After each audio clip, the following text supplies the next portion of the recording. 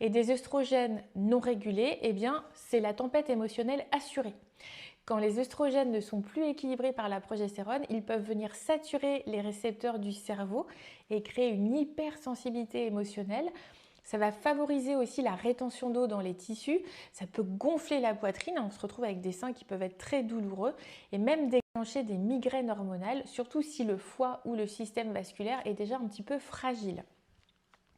On passe alors par des phases où l'on se sent débordé, irritable, tendu et parfois même agressive avant de fondre en larmes. Et ça, c'est l'effet yo-yo hormonal qui est très typique de la périménopause.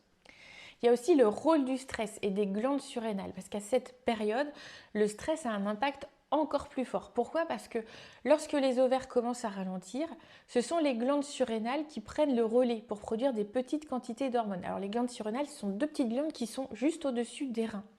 Mais si ces glandes sont déjà sursollicitées par le stress chronique, eh bien elles n'arrivent plus à tamponner les variations hormonales et le SPM devient beaucoup plus marqué avec de la fatigue, de l'irritabilité, un sommeil beaucoup plus léger et puis une hypersensibilité.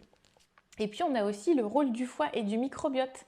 Il ne faut pas oublier que le rôle du foie et du microbiote dans la gestion du SPM est majeur. Ce sont eux qui nous aident finalement à nettoyer entre guillemets les œstrogènes usagés.